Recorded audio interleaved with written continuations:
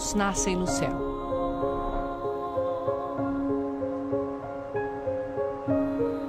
O Yangtze toca o chão em flocos de neve no alto do Himalaia, a maior cadeia de montanhas do planeta.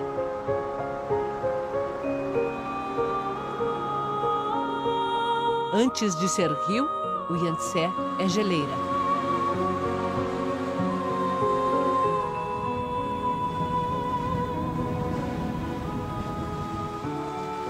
Na primavera se derrete em milhares de pequenos córregos que descem as montanhas.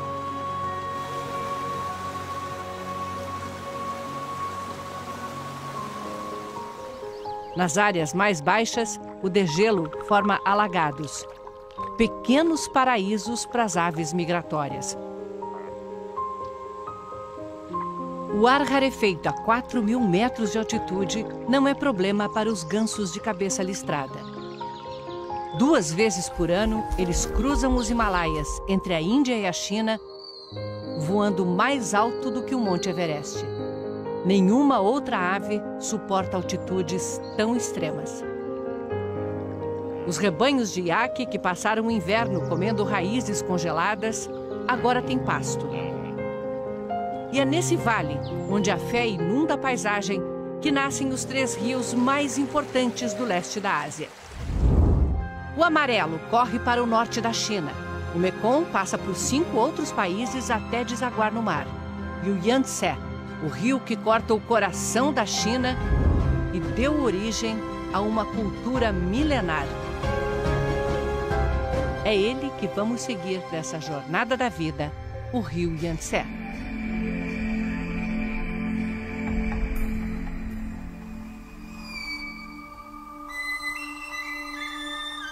Estamos em Yushu, província de Qinghai, parte do antigo Tibete. No alto das montanhas, bandeirinhas de oração. Em cada uma está escrito um mantra. As palavras de Buda para serem levadas pelo vento. Nas paredes de pedra, os mantras são como guardiões desses vales de clima caprichoso, onde o tempo muda muito rápido.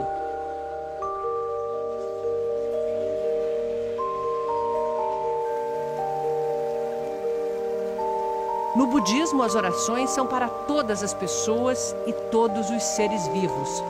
Estão nos locais de passagem para que o viajante receba as bênçãos e leve-as consigo.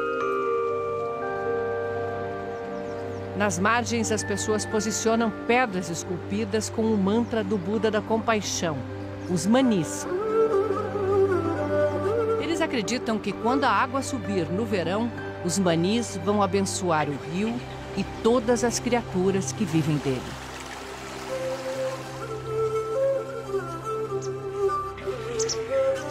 Este é o primeiro lugar onde o Yangtze já tem corpo de rio e vai ganhando mais volume a cada riacho de águas limpas que alcança suas margens.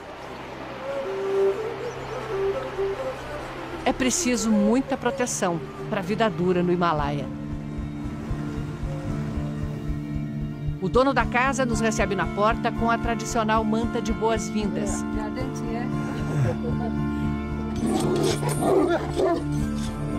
O casal nos convida para o almoço, na casa que tem um colorido aconchegante. Enquanto comemos biscoitos da sorte, a senhora Yamakaiku alimenta o fogo com esterco seco de iaque. Iaque é tudo aqui. A carne que cozinha na água e recheia os bolinhos feitos no vapor. A manteiga que dá substância para o chá. Tanta fartura por causa das visitas. A carne cozida tem sabor forte. Mas as lascas finas da carne congelada têm um salgadinho natural. Quando eu vou para outros lugares, não me sinto tão bem quanto aqui. Eu gosto de morar perto do rio. Passei a minha vida toda aqui. Os iaques e a fé são a base da vida nessas montanhas. Os budistas acreditam em sucessivas reencarnações. Elas podem ser em qualquer forma. Outra pessoa ou mesmo um animal ou inseto. A divindade está no rio, nas montanhas, nos campos, por isso nós, humanos, temos que proteger a natureza. Tantos sinais de fé e não há sequer uma palavra para religião na língua tibetana. Porque não é uma prática separada das tarefas do dia a dia. Está na maneira como se vive e como se encara a morte.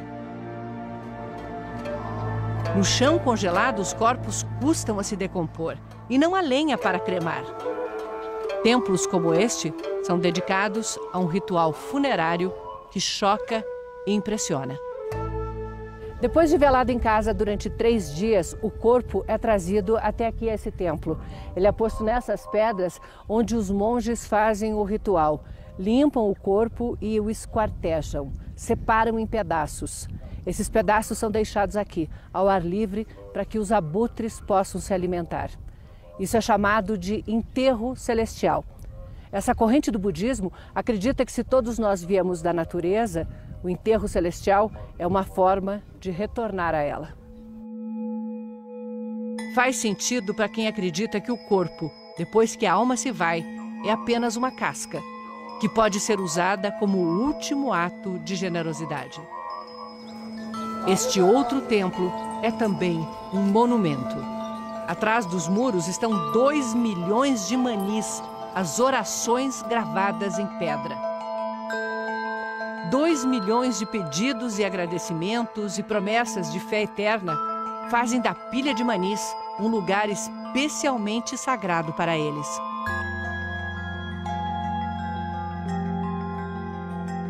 Os fiéis peregrinam ao redor do prédio, sempre em sentido horário.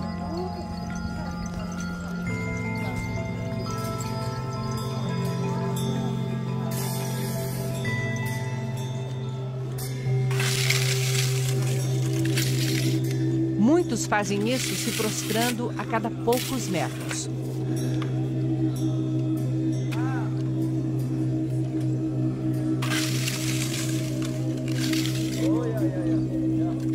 Multiplicam as preces, girando mantras que levam nas mãos, ou as centenas de rodas de oração que cercam o templo.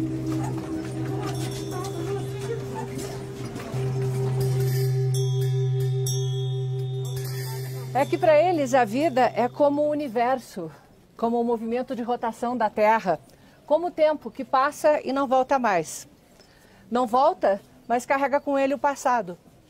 É também como o rio, corre sempre na mesma direção e avança do passado para o futuro.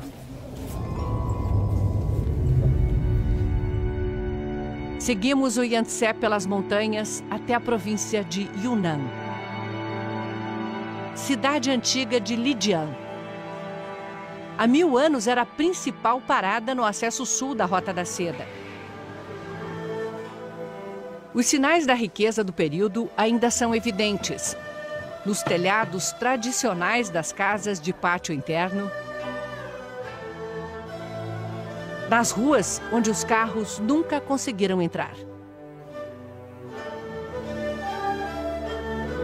Cedinho, as mulheres da etnia Naxi preparam comida na rua. Bolinhos de batata e de tofu, o queijo de soja. E um molho de pimenta muito forte para esquentar amanhã. Por toda a cidade, água limpa do rio corre em canais milenares. E alimenta os poços da cidade antiga. São sempre 3. Os formatos variam, mas a lógica não. O primeiro poço recebe água limpa que todos podem pegar para beber.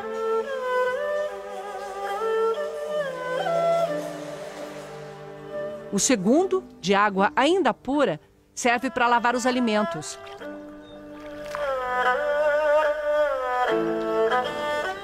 E só no terceiro pode-se lavar louça, roupa, utensílios.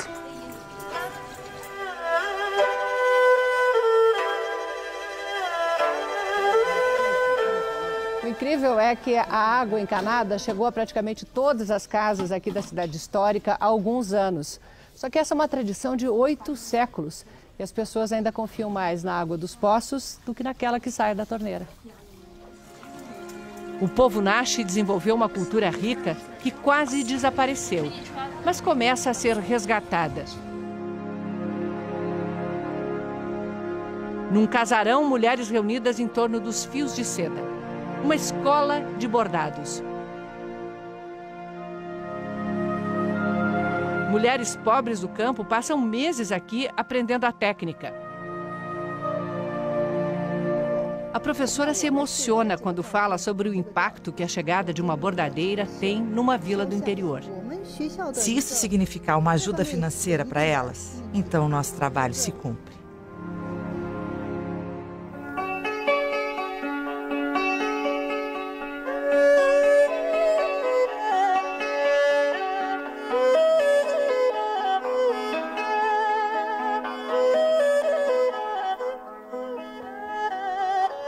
Quanto mais fino o fio, mais delicado o bordado. Uma linha como esta, ela é formada por duas partes. Eu consigo separar. Assim. Aqui temos duas. E é com essa linha, muito mais fina que um fio de cabelo, que Pin Pen cria pele, rostos, brilho nos olhos. Os bordados que já cobriram mantos de imperadores são objeto de desejo dos novos milionários da China. Muitos quadros chegam a custar mais de R$1 milhão.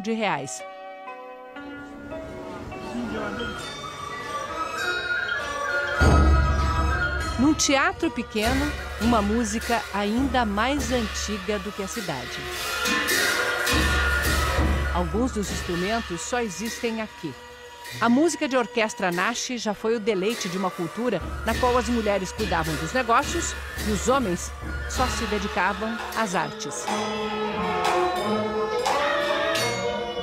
Todos os músicos estão na faixa dos 70 anos.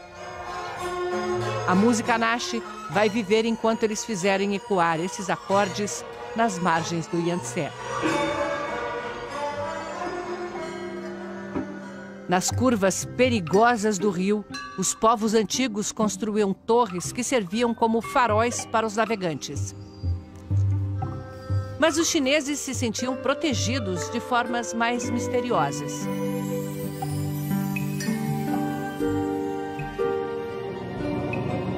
O Buda gigante de Leshan.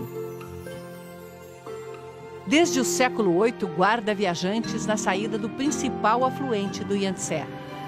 A neblina constante na região ainda dá um ar mágico à imagem que nos chama à humildade. Só o pé tem 8 metros de altura. Esculpida em arenito rosa, chega aos 71 metros, quase o dobro do tamanho do Cristo Redentor. E resiste ao tempo por causa de um sofisticado sistema de drenagem, calhas por entre os cachinhos de cabelo, projeto do monge que idealizou a escultura. Até hoje, quem passa aqui presta homenagens a ele. Diz a lenda que o governante local ameaçou cegá-lo se ele não pagasse propina da obra. Em resposta, o monge furou os próprios olhos para provar sua virtude. Morreu pouco depois e a escultura levou 90 anos para ficar pronta. É um eterno símbolo anticorrupção. 1.200 anos depois, as águas revoltas que o Buda deveria domar estão calmas, mas graças a outras construções gigantescas.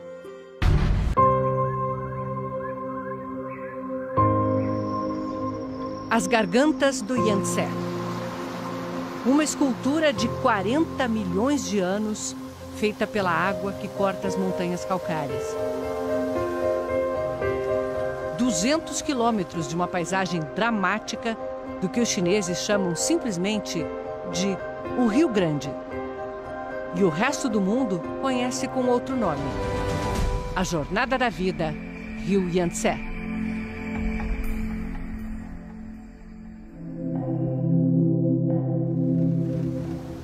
Nas Três Gargantas, espremido entre as montanhas, o Yangtze é o rio mais profundo do planeta. Suas famosas corredeiras viraram calmaria desde que foi represado.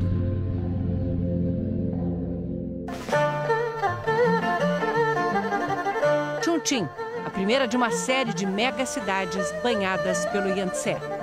Até pouco tempo atrás, Chongqing era apenas uma grande cidade ribeirinha que dependia do rio para tudo. Do rio e dos Bang Bang, carregadores equilibristas. Lian Jianping botou 2 filhos na universidade, subindo e descendo escadas, levando nas costas cargas maiores do que o seu próprio peso. Ele nem reclama que os novos tempos tiraram clientes. A mudança foi grande, muito grande. A abertura foi boa e tivemos um bom desenvolvimento. Bom, Chongqing tem o maior crescimento econômico da China nos últimos 20 anos. A riqueza produzida dobra a cada 4 anos. Praticamente toda a cidade foi posta abaixo e reerguida num sem fim de arranha-céus para acomodar 18 milhões de moradores. Chongqing tem pressa. Viadutos e pontes que se cruzam e se confundem. 300 quilômetros de metrô, 100 deles em monotrilho suspenso.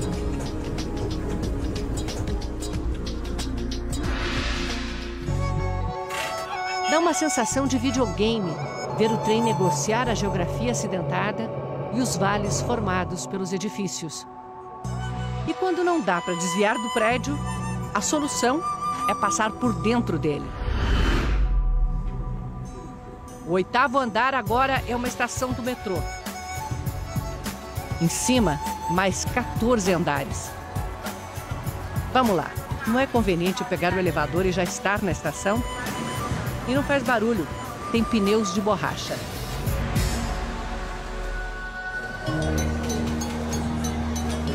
Na China, a expressão para multidão é montanha de gente, mar de gente.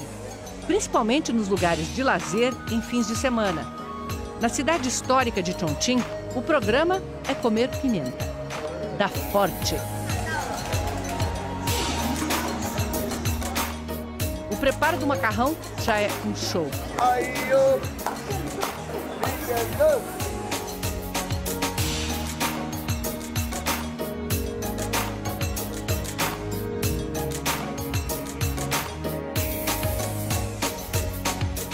O molho é feito com 2 pimentas. Uma arde, outra adormece a boca. É a melhor refeição que se pode ter num boteco chinês. Durante a Segunda Guerra, Chongqing foi a sede da resistência à invasão japonesa.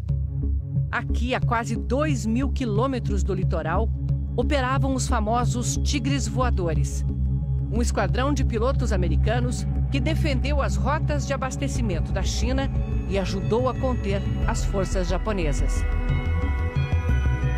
Conseguiram. Os japoneses invadiram Xangai na boca do Yangtze em 1937. Mas nunca conquistaram este ponto do rio.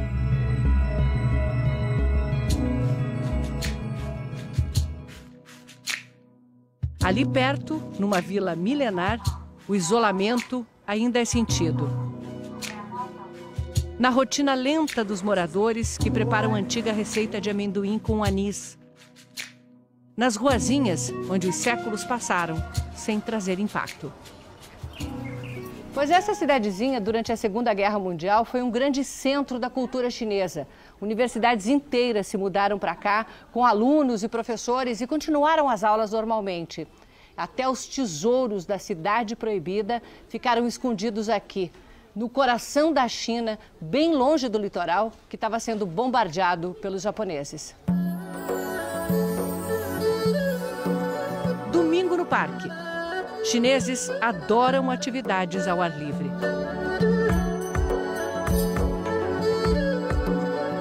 Tá todo mundo aqui. E cada um na sua. Uns dançam. Outros escrevem com água poemas que evaporam antes de se chegar ao último verso. tanta gente que um alarme avisa quando o nível de decibéis passa do suportável. Na casa de chá, o que acompanha uma xícara quentinha é limpar o ouvido. Assim, na frente de todo mundo. Eu tô com a sensação de que eu não devia estar fazendo isso.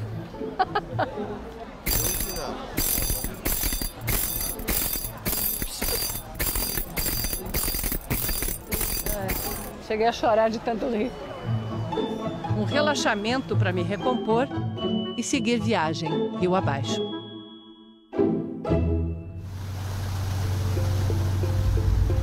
O vai e vem de cargueiros não para nem na maior hidrelétrica do mundo. 3 Gargantas, uma obra de números impressionantes. 1,5 milhão de pessoas reassentadas, 600 quilômetros de rio represados, 180 metros de altura. E o que acontece quando um navio desse tamanho, pesando 3.000 toneladas, 87 metros de comprimento, 15 de largura, levando 1.000 passageiros, chega a esse paredão de concreto? Pega o elevador. O piloto reduz a velocidade numa aproximação cuidadosa. A impressão é de que o barco não cabe nesse espaço. A cancela sobe enquanto uma comporta submerge.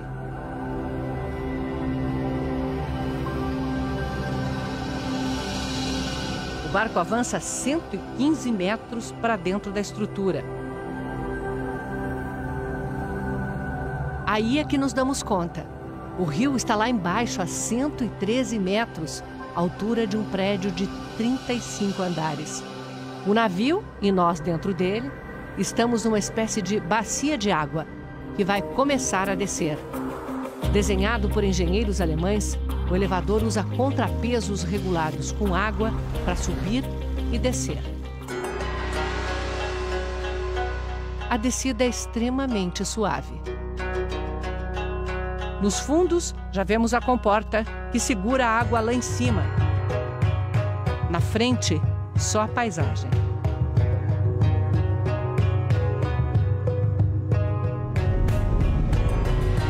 Quando atingimos o nível do rio, a comporta se abre e saímos por um canal separado da vazão da usina. Visto daqui de baixo, o elevador volta a parecer só um buraco na parede. Na neblina, mal se vê a entrada das eclusas, por onde sobem e descem os navios de carga. São como degraus. O nível da água é controlado para subir ou descer os barcos para o próximo degrau, até cruzar a barragem. A gente quase esquece que 3 Gargantas também gera energia. Apesar de maior, produz um pouco menos do que Itaipu, porque a principal função dela é outra: conter as terríveis cheias do Yangtze, que só no século XX mataram 300 mil pessoas. Nos últimos 2.000 anos, houve mais de 200 enchentes. É preciso controlar essas cheias para proteger a população no Vale do Yangtze.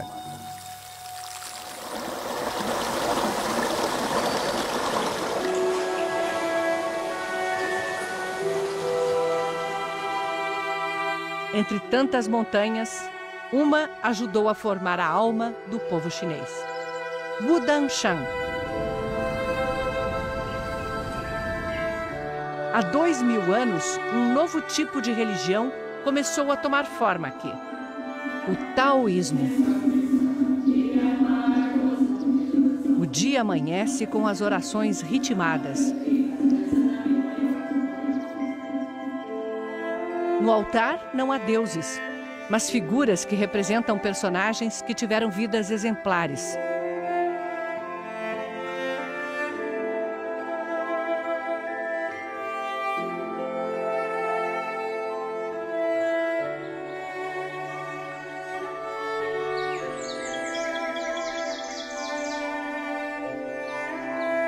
São dezenas de templos na Montanha Sagrada. Imensos conjuntos de construções escondidos pelas árvores.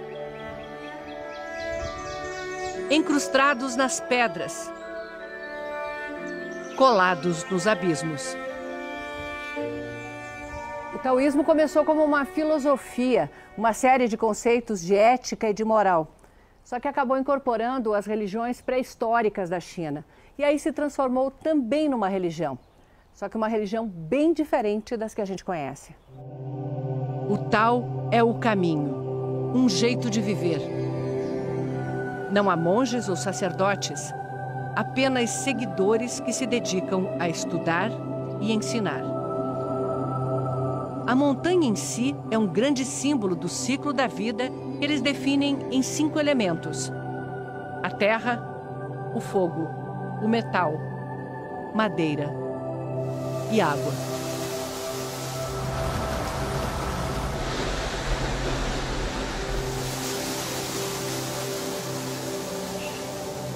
Bandos de macacos rezos naturais da montanha circulam pelos templos. Numa caverna, o ermitão passa os dias com seus livros e conselhos para quem quer viver bem e muito. Fale doce, mas fale claro. Fale coisas boas diretamente às pessoas. A vida é movimento. Não fique parado. É essa filosofia que faz de Wudang a casa da corrente taoísta do Kung Fu. Desde a base até o alto, há dezenas de escolas. Internatos onde os discípulos treinam 10 horas por dia. E os mestres, todos os dias, redefinem a perfeição. O Kung Fu de Wudang tem um estilo próprio. Inspirado nos movimentos de animais, até as armas são maleáveis. Nesse Kung Fu, a delicadeza vence a força.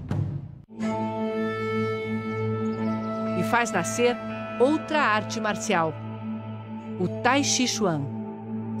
Os chineses chamam de poesia em movimento, que um monge taoísta desenvolveu aqui buscando saúde e longevidade.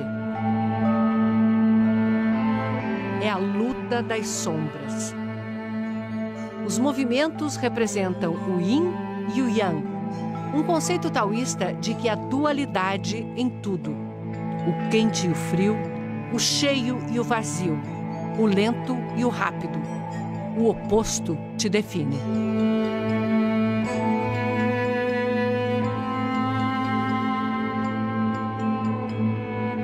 Chen tem 16 anos e já passou a metade da vida na montanha. Trocou a casa dos pais pelos pavilhões milenares.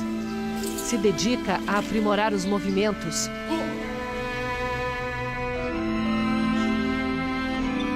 Mas sabe que a resposta pode estar no imenso desafio da quietude.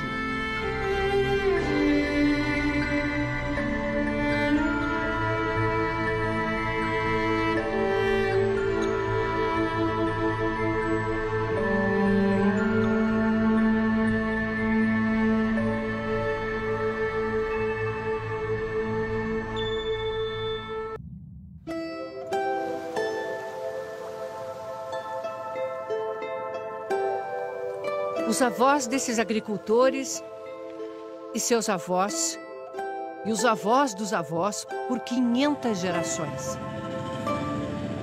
Há 12 mil anos, eles cultivam essa terra e irrigam com a água do Yangtze uma planta que fez a nação.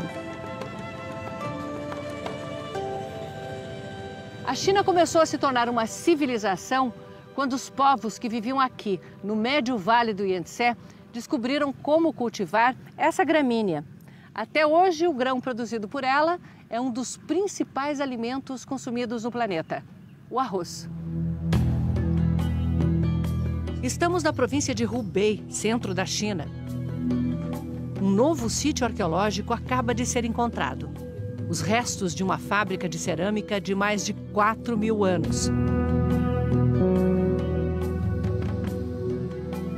Camponeses treinados fazem o trabalho de recuperação das peças. milhares e milhares delas. Para que eles fabricavam tantos copos? Para fornecer aos moradores de uma grande cidade de mais de 100 mil habitantes que existia nas margens do Yangtze. Os prédios feitos em barro cru, como este galpão, já desapareceram. Aqui era um centro de produção e comércio de arroz. Cada vez que encontramos um artefato novo, cada vez que realizamos uma nova descoberta, a sensação é de que avançamos mais um passo na nossa história. O professor Li é arqueólogo da equipe que junta as peças para desvendar a história do arroz. A maioria foi para a Universidade de Pequim, mas ainda há aqui rocas de fiar, figurinhas de animais, vasos e potes. Dentro de um deles estavam os fósseis de grãos de arroz mais antigos do mundo. Desde aquela época, em torno de 12 a 15 mil anos atrás, pode-se dizer que a renda fixa vinha principalmente do rio. É quando foram feitos os primeiros canais de irrigação. O cultivo do arroz já era feito em canteiros alagados. Quando surgiu a escrita, a palavra meio, centro, foi representada como um campo de arroz cortado por uma linha. É essa palavra que forma o nome da China, o Império do Meio.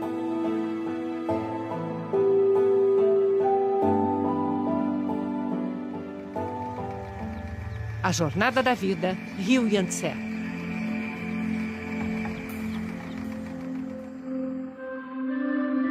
Sem arroz, a China não seria a China. E por isso, ele sempre esteve no centro da história. Depois da Segunda Guerra, o país mergulhou numa guerra civil. Os comunistas, liderados por Mao Tse-tung, venceram em 49. A agricultura passou a ser coletiva. Todos trabalhavam e a produção ia para o governo. Um plano conhecido como o Grande Salto Adiante incentivou agricultores a derreter suas ferramentas para que as indústrias tivessem aço. A consequência no campo foi devastadora. Estima-se que a fome tenha matado entre 20 e 50 milhões de chineses. Com a morte de Mao Tse-tung no final dos anos 70, Deng Xiaoping começou uma série de reformas econômicas que fariam da China a segunda maior economia do mundo. E foi com o arroz que tudo começou. Cada família passou a ter um terreno de pouco mais de 600 metros quadrados para plantar. Entregava uma cota ao governo e ficava com o resto. Estava instituído o lucro na China comunista. Em 40 anos, a produção de arroz cresceu 4,5 vezes. Não faltou mais comida.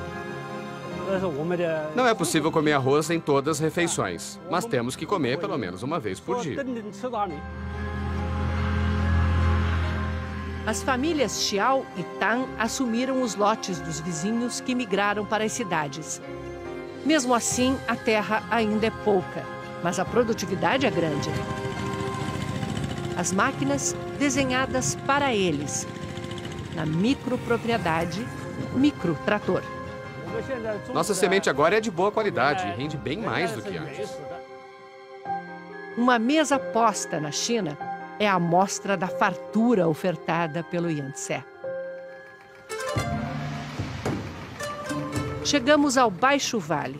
Aqui o rio alimenta uma infinidade de lagos e canais.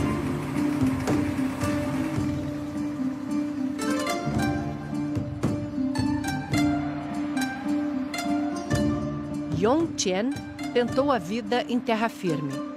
Foi motorista de caminhão, mas voltou quando um grande plano do governo garantiu que todo pescador teria peixe em abundância, criando o próprio pescado. Ele tem um cercado no meio do lago e não está sozinho. São centenas de cercadinhos e é só uma fração da aquicultura do país. De cada 10 quilos de pescado de cativeiro no mundo, 7 saem da China. Mas isso pode mudar. Porque o excesso de matéria orgânica está matando os lagos. Já é a terceira vez que o governo manda diminuir a produção. E está funcionando. A água está mais limpa. Água limpa não é uma questão de amor à natureza aqui. Sem ela, morre outra indústria bilionária: o cultivo de pérolas de água doce. Começa com o implante de pedacinhos de tecido de outros moluscos. É o sistema imunológico da ostra que cria a pérola como barreira contra o tecido invasor. Depois, é só devolvê-las à água e esperar.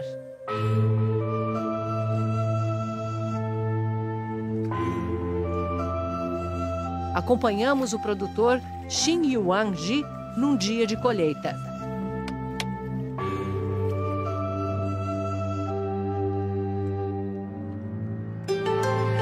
As ostras saem cobertas de algas e lodo e carregadas de preciosidades. Elas crescem bem aqui, no meio da membrana. Crescem aqui.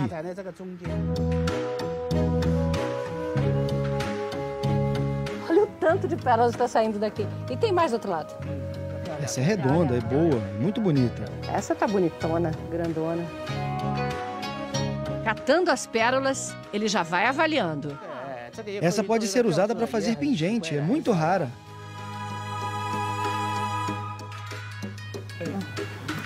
Achei mais uma. E o senhor Di conta, orgulhoso. 28 pérolas dentro de uma ostra só. Uma ostra cultivada durante 5 anos, 5 a 6 anos, tem praticamente um colar inteiro. Agora pense nisso em grande escala. Pérolas contadas não por colares, mas por toneladas, separadas por tamanho, brilho, cor. Transformadas em joias, vendidas em shoppings especializados. Exportadas rendem $1 bilhão por ano ao país. Com muito investimento em pesquisa, a qualidade fica cada vez melhor. São pérolas para as massas, um luxo que a classe média pode pagar.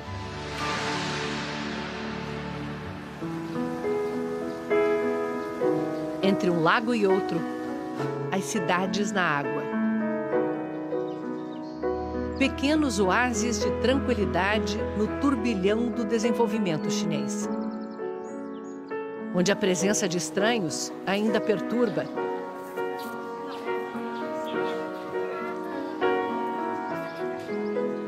São muitas pequenas vilas espalhadas pelo delta do Yangtze.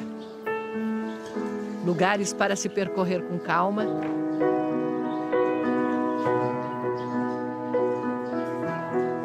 E parar para apreciar a dança dos reflexos.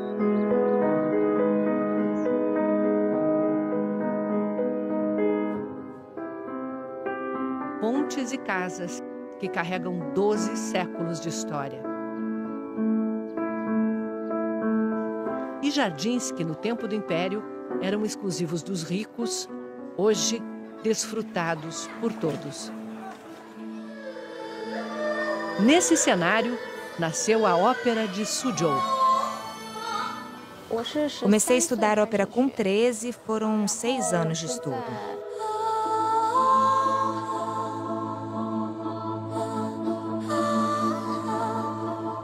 O que faz uma jovem do século XXI passar a vida se transformando numa princesa da China medieval?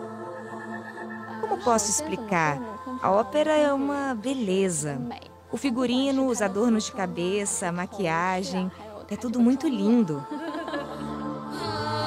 6 dias por semana, ela enfrenta 3 horas de preparação. É a princesa que supera o tempo e a morte pelo amor de um jovem estudante. Hoje, a apresentação é só um ato.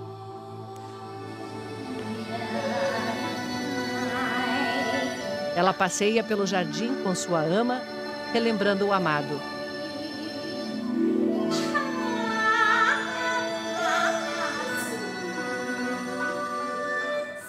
A ópera inteira tem 55 cenas e dura 22 horas. Era a novela da China antiga.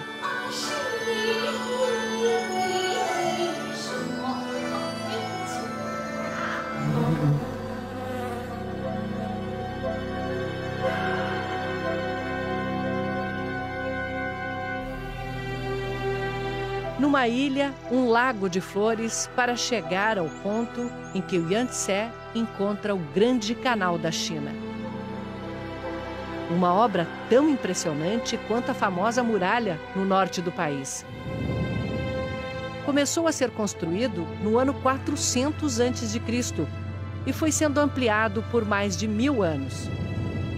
O canal começa em Hangzhou, ao sul, liga o Yangtze ao Rio Amarelo e segue até Pequim. O Grande Canal aparece nos relatos de Marco Polo, que teria sido o primeiro europeu com permissão para viajar pelo interior da China. Isso no século XIV. Naquela época, já havia no Grande Canal 11.000 barcas a serviço do imperador, transportando o arroz plantado às beiras do Yangtze para as tropas que defendiam a fronteira norte, a 1.700 quilômetros de distância. O canal garantia o transporte sem os perigos do mar aberto. Os milênios se passam e ele continua sendo usado intensamente. Uma prova da vocação chinesa para grandes obras.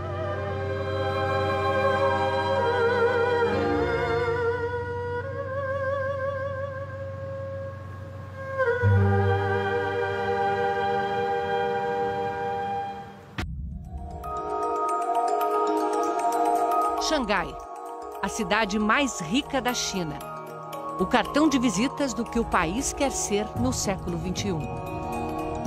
Há poucos anos passou Tóquio e é a sede da maior região urbana do mundo, com 80 milhões de pessoas. A jornada da vida Rio Yangtze.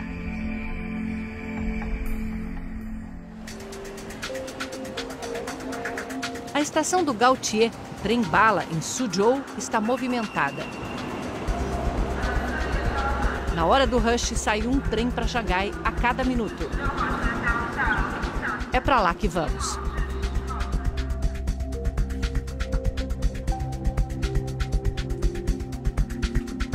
É melhor acordar que a viagem é curta. 130 quilômetros em 22 minutos. Velocidade máxima de 350 por hora. Em 10 anos, a China construiu 26.000 quilômetros de linhas de trem-bala e chegará a 30.000 em 2020.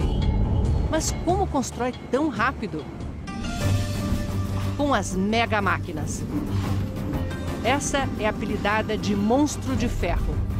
92 metros, 580 toneladas, 64 rodas. Instala novas seções de viadutos de estrada de ferro a cada poucas horas.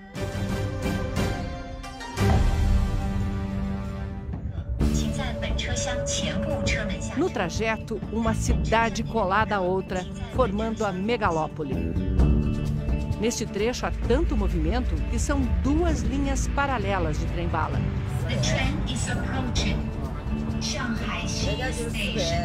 E no centro de tudo, Xangai. O nome quer dizer a beira-mar, a cidade na foz do Yangtze. A cidade foi um grande mercado financeiro nos anos 30, quando era sede das ocupações estrangeiras. Era a Paris da Ásia. Símbolo de opulência e decadência.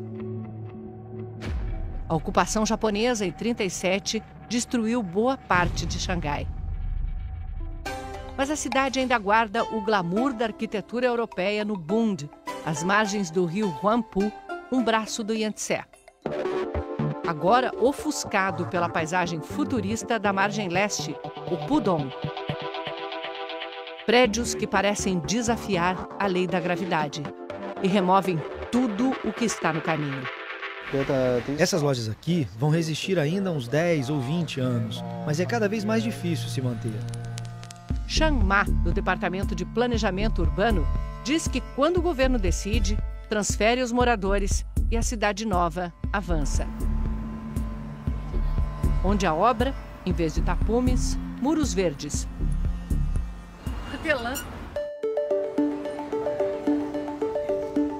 O comércio é vibrante. Há 15 anos, os chineses não conheciam cheque nem cartão de crédito. Agora pagam tudo pelo celular, que funciona como cartão de débito. Seja no quiosque da esquina ou nas grandes lojas de departamentos. O comércio online na China é o maior do mundo em mercadorias movimentadas, mas quer pegar também aquele cliente que gosta de ver e provar. Não tem nada mais chinês do que isso, é super tradicional. É o conceito chinês de comida fresca. A gente encontra esses tanques com peixes e frutos do mar vivos em praticamente todo lugar, seja nos restaurantes, nos mercados, nos supermercados. Só que isso é a única coisa convencional que a gente encontra nesse supermercado do futuro. Nos tanques, espécies nativas do Yangtze, agora criadas em cativeiro. O esturjão e as tartarugas de casco mole, quase extintos na natureza.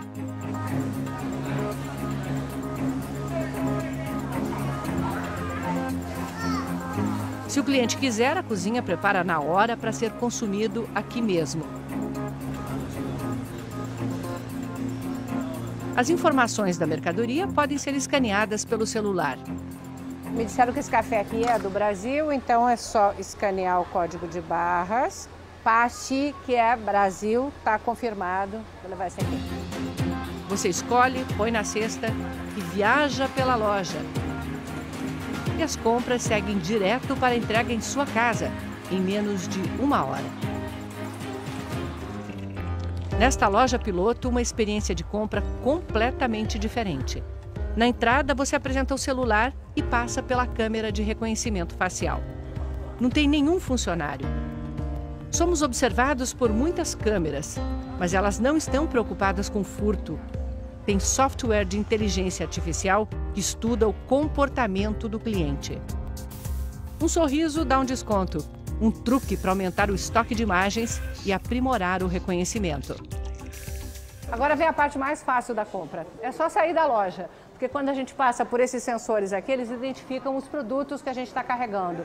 Aí a gente olha para a câmera, ela vê quem fez a compra e o valor total já é descontado direto da sua conta bancária. Reconhecimento facial está em toda parte na China. São 200 milhões de câmeras em todo o país. Impossível embarcar num trem ou avião sem ser observado, ou andar na rua. Nos lugares sensíveis, elas se multiplicam. Checam também as placas de carro, comportamento dos veículos, confrontando o conceito de que, ao enriquecer, a China ficaria mais democrática e aberta. A verdade é que o desenvolvimento econômico e as novas tecnologias estão ajudando o Partido Comunista a se perpetuar no poder. A China hoje está se tornando um grande estado de vigilância, um Big Brother com 1,4 bilhão de participantes. E um governo que vê tudo e sabe tudo é um governo que controla tudo. Sem leis de proteção à privacidade, o governo dá às empresas acesso ao banco de dados com informações de toda a população. Big Data é o segredo da liderança chinesa nessa área. E ficou evidente há poucos meses quando um homem procurado pela polícia foi reconhecido num show em meio a 60 mil pessoas. A imagem dele foi checada em um banco de dados em menos de 0,0001 segundo. Por isso, ele foi encontrado tão facilmente. James Wong coordena uma equipe de 6 mil engenheiros que pesquisam inovações na maior empresa de câmeras de vigilância da China. Eles fazem uma demonstração do produto. Todo mundo que está ficando verdinho é porque foi reconhecido pelo sistema, porque eles estão no banco de dados, mas eu não estou, então eu continuo com esse quadrado vermelho no rosto. Mesmo assim, a câmera está identificando algumas coisas a meu respeito. Vamos ver o que é. Sabe que sou mulher e, depois de alguns minutos, acerta também a minha idade e altura. A China abraça inovações tecnológicas e soluções baratas. Hoje a cidade tem 1,5 milhão de bicicletas de aplicativo. Elas fazem parte do sistema de transporte urbano, ligando distâncias de 1 ou 2 quilômetros até o metrô.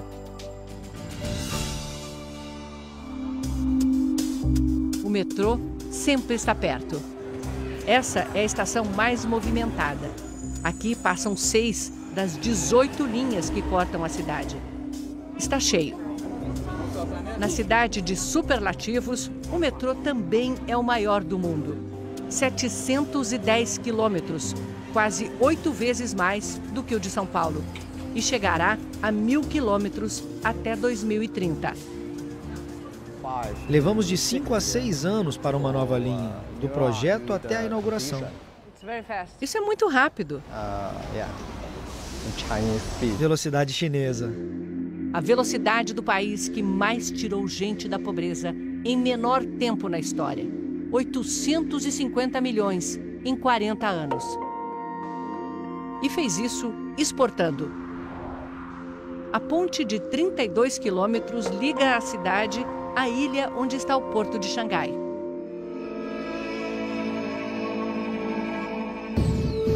Não se surpreenda, também é o maior do mundo.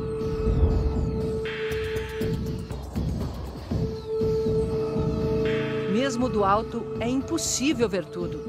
As montanhas de contêineres formando mosaicos coloridos, prédios de mercadorias produzidas em todo o Vale do Yangtze, que vão ser distribuídas aos 4 cantos do planeta.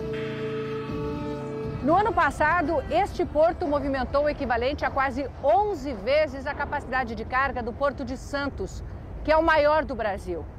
Mas o que faz diferença aqui não é só o tamanho do porto. Ele usa alta tecnologia para ser também um dos mais eficientes do mundo. Da sala de controle, operadores garantem que tudo aconteça no tempo mais curto. Da chegada dos caminhões ao uso dos guindastes, alguns deles já robotizados. Nesse ritmo, a economia da China alcança a americana até 2030. Mas sabe que para isso precisa de tecnologia própria. Tecnologia é o caminho para ir, porque é a maldição dos países subdesenvolvidos exportar produtos baratos e importar produtos caros. Essa mudança é a mudança que a China está investindo em começar a produzir produtos de melhor qualidade, produtos que sejam mais competitivos ou até melhores do que os produtos que estão sendo feitos fora. O baiano André Rosendo trocou a prestigiada Universidade de Cambridge, na Inglaterra, pela oportunidade de ter seu próprio laboratório de robótica aqui na Xangai Tech. Um campus novinho em folha, voltado à inovação. Só tem alunos de pós-graduação. A China forma mais de 8 milhões de universitários por ano. E pensar que as universidades ficaram fechadas por uma década na Revolução Cultural, quando professores foram humilhados, torturados e mortos, porque o conhecimento era visto como um desvio da burguesia. Hoje, a China recruta professores no mundo inteiro, atraídos pela abundância de recursos. É muito dinheiro para pesquisa. É muito dinheiro. Aqui, nós podemos comprar uma máquina dessa sem realmente pensar 2 vezes.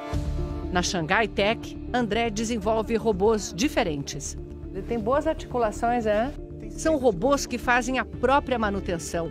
Robôs que criam robôs. Se o robô aprende a se curar do próprio dano que ele teve, ele pode adaptar para continuar produzindo sem ter que parar a fábrica.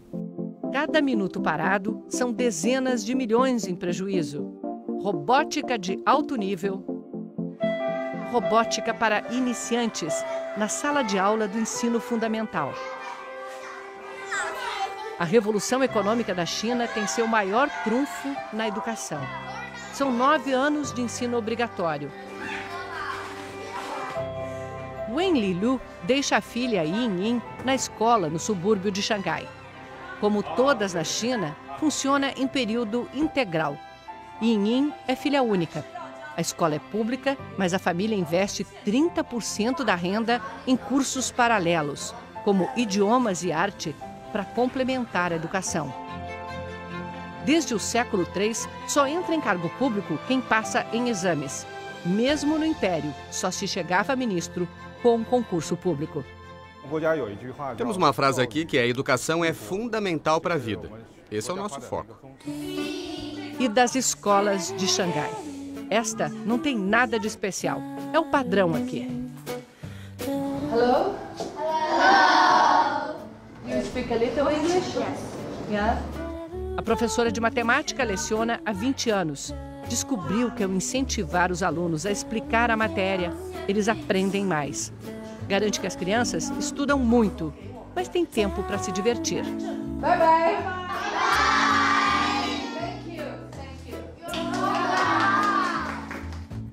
A diretora explica que a escola tem autonomia, mas precisa apresentar resultados.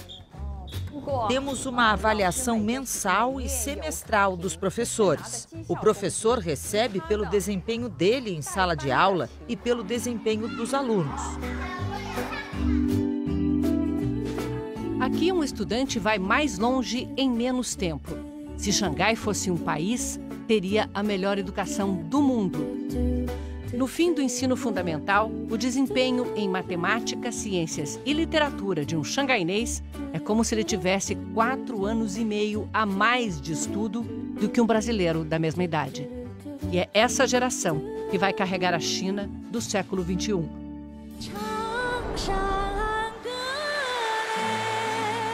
Um país que avança para o futuro, como o Yangtze desce do Himalaia, carregando o seu passado, crescendo e abrindo novos caminhos.